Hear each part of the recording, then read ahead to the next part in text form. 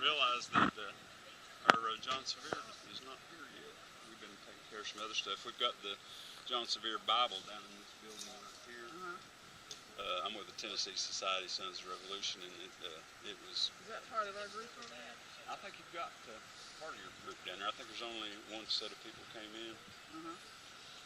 We've got not yet. We've got a Sevier, actually. Robert, one of Robert's relatives, he's still a Sevier from up in Kentucky, is coming. I think. Been to Robert's grave. Have you up in near Greenville or between Jonesboro and out in the field? It's up there at that plant where they mine quartz. What's the name of that plant, Jerry, that Robert Sevier's buried at? Uniman. I can never remember that name, but we fire a volley over his grave every year. We're part of the OVTA too. Oh, yeah, Overmountain. Yeah, we got an OVTA table down there. Actually, the OVTA is the one that's doing this today for you guys. Oh, great. Put you on a program. We get your watermelons down in the spring house. They don't have that much water in it, but I hope it cools off. Now, I'm kin to the Seviers through the Goad family, through Joanna Goad's, his mother. But my Payne relative was Reuben, who was appointed overseer, John, in, I think it was 1793. And then in 1794, John, his son, fought with Sevier on his last Indian campaign into the lower country. And I had a grandfather with him on that. It was David Hall that's buried over here in Anderson County. And of course I had two others with him. Are you through Sarah or Kate? We're through Joanna. I mean John's wife, his first wife or second wife. Right. Actually, neither one. Through his mother. Oh, okay. Yeah, his mother. No, we don't come down directly. Oh, okay. I'm through Joanna Goad, who was married Valentine Sevier. Okay. And they let me kind of sneak in on that. So.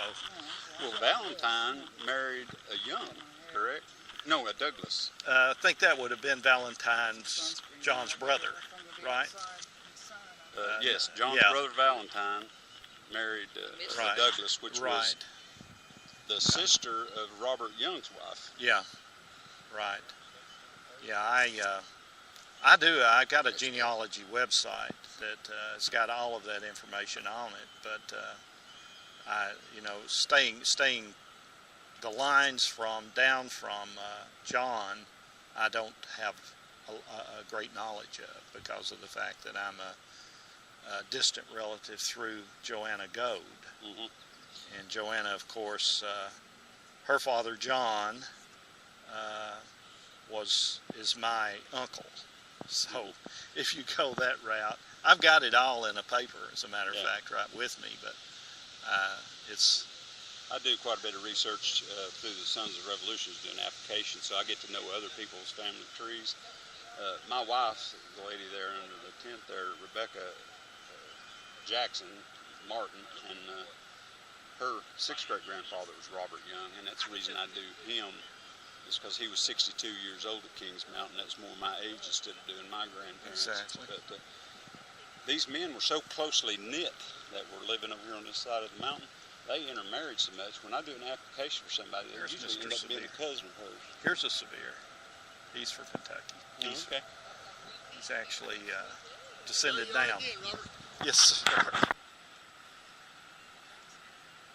Yeah, we went to Fort Loudon yesterday, and we got a good dose of the British, the British sentiment and everything with the Cherokee Indian, of course, the massacre and all of that of the people that they released back to go back. So, what'd you think about that? I think it was a good educational program. Of course, I am not a scholar by any means, but a lot of that I had never heard.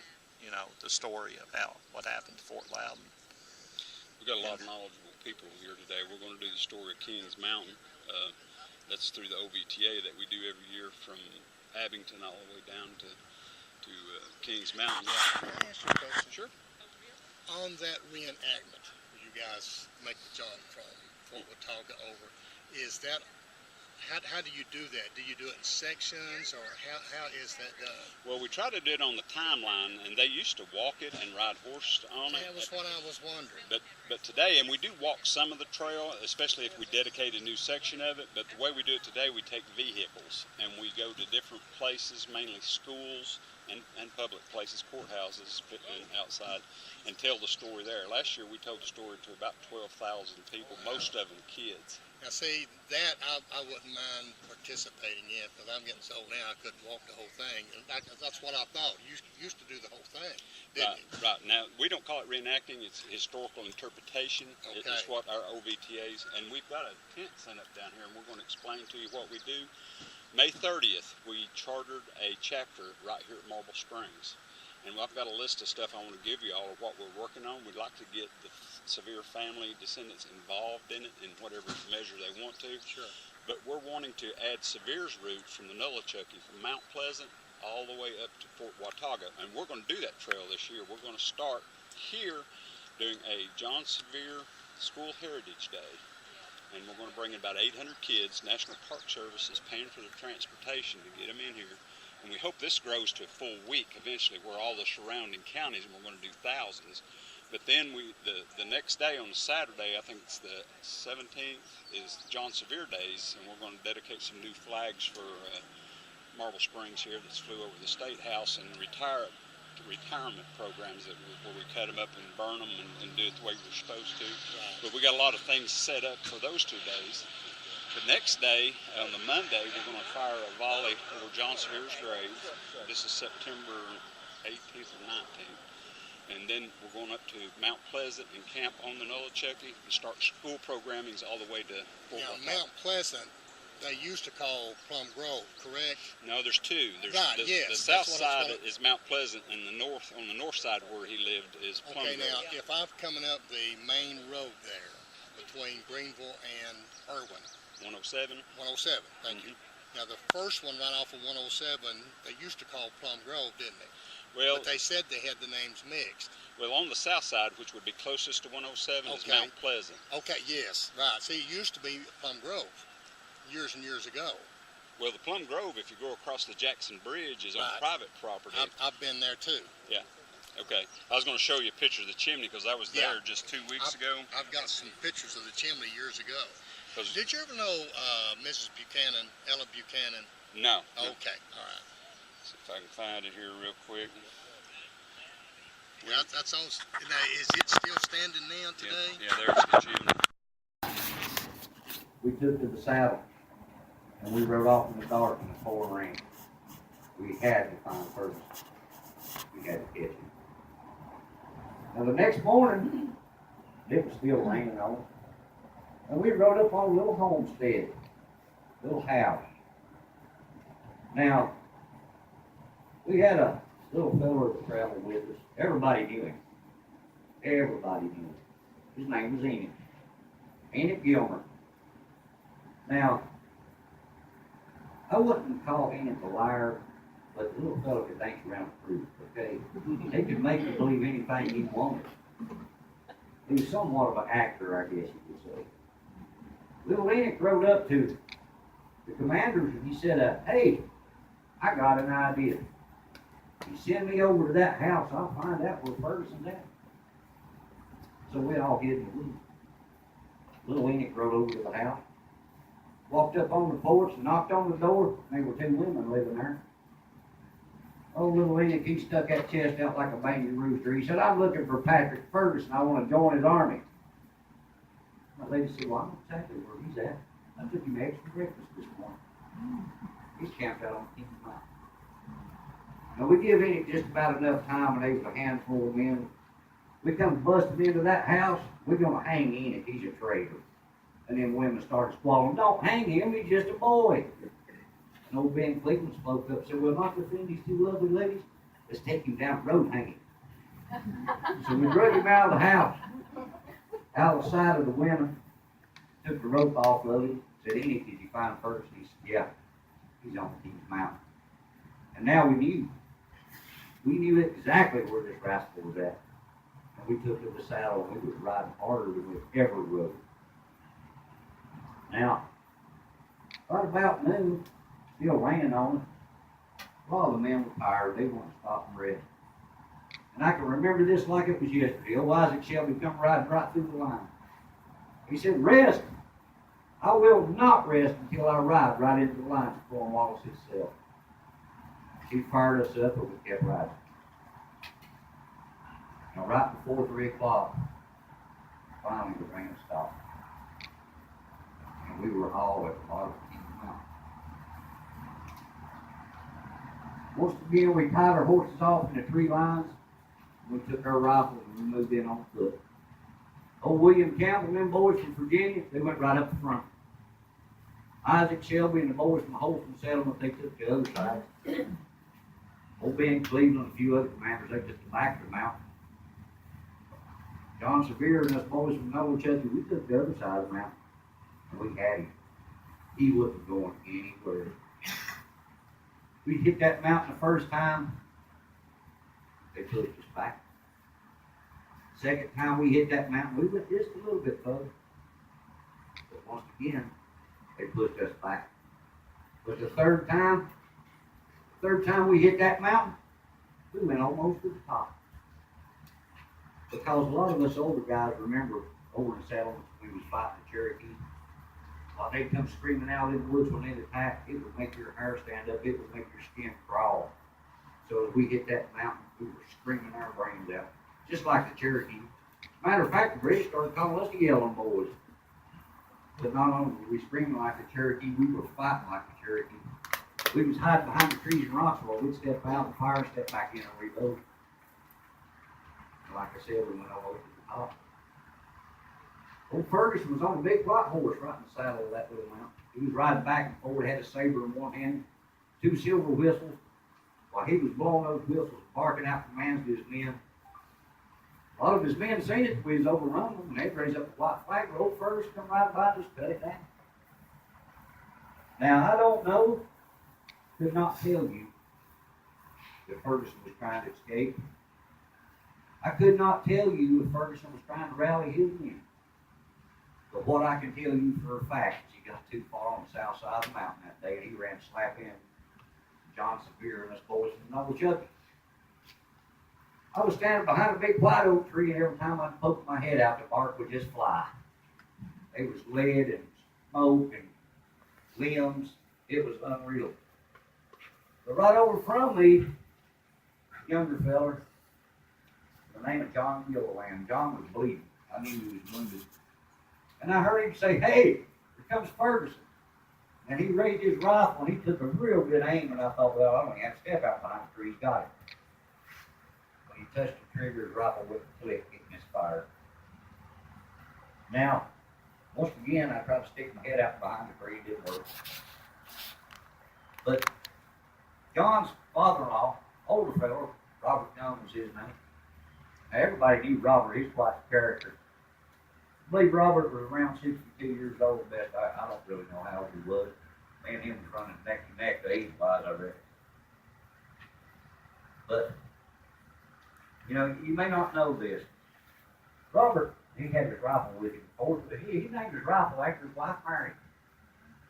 But he didn't call his rifle Mary, he called it Sweet Lips, because that's what he called Mary. And I can remember old Robert just as plain as day saying, "We'll see what old Sweet Lips can do." He raised that rifle, he took a careful aim, and when he pulled the trigger, bam, Ferguson came out of the saddle. Put his foot on the stirrup, and his horse foot. You know, by the time the boys got his horse stopped, he had 8 more bullet holes in him. Ferguson told his men when he got to Kings Mountain, he said, "God Almighty and all his angels won't ever take me off this mountain." Well, he was right, but he's still buried there today, under a big pile of rock. Every man that was fighting with Patrick Ferguson that day was killed or captured. They were 28 patriots. Never seen the sunset. It took about 5 to 6 days for Cornwallis to find out that we whipped old Ferguson so bad. Do you know what he did when he found out? Why, he turned tail around like a scalded dog. He started retreating. He had no idea what this band of rabble he called us. this Overmountain Army was at. But the Overmountain men, we sent a few boys marching through north up the Surrey River. Some of the men that didn't have family back over here, they joined up some more fighters. And the rest of us, we turned and we headed home. We came right back across this mountain. We came over here to raise our crops and to raise our family. But one of the most important seeds we ever planted. That day on Kings Mountain, with an hour and 5 minutes, we planted a seed of freedom. Because what we did was truly a miracle. Because there was a band of 900 starved, exhausted hunters and farmers volunteered to the very last man. But we stopped and forced a retreat of the most powerful army in the world. And we came home. Now, 9 or 10 years ago, I joined a little group. I'd heard of them, called the Overmountain Picnic Trail Association. I heard, well, they follow the trail with Overmountain men. So I joined this little group and knew nothing about it. But as I started doing that march each year, I kept learning more and more. Several years ago, 40 years ago, I'm going to be 41 this year, there was a group of people dressed like us, probably wasn't as pretty as us, but they started at Sycamore Shoals and they started walking. And they followed the route that the Overmountain men took the best they could, all the way to Kings Mountain, South Carolina. A few years later, they backed all the way up to Abington, Virginia, where the Virginia boys mustered with William Campbell, and they walked every step from Virginia to Kings Mountain, South Carolina. And as they come through those communities, oh man, people were so happy to see them. They'd bring them tater salad and fried chicken. They'd make music. They'd sit around and talk at night. But they followed that trail. In 1980, Senator Roy Hill took it to Washington. President Jimmy Carter signed it, and it became a national historic trail. Wherever we was at, we held this story. Well, the first year, I think me and Jerry and Mel and a few others, we started the same year. The first year, we told the story to like 5,400 people. And the next year, it was like 6,700 people.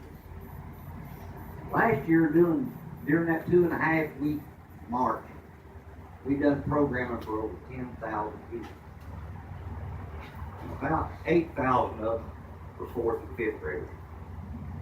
So we call it keeping the. And the one thing that I want to see happen, I want to see this become the most premier trail group in this country, because there's no other trail. And believe me, I just came from the National Trails Conference. There is no other trail that can program, or they don't program for as many people in a year's time as we do in 2.5 weeks. But I'm programming year-round now for the Overmountain Picnic Trail. I'm doing school programs. We're doing programs at all the historical spots. And that's kind of the position they put me in. But this coming year, for the march, been working with Ralph. Ralph started a chapter here, the John Sevier chapter. We're going to start programming right here. And we're going to go right up to Green County, where I live, up the Novachucky River. And we're going to do school programs, and we're going to do public programs. And we're going to do the John Sevier route to Fort Wautonka.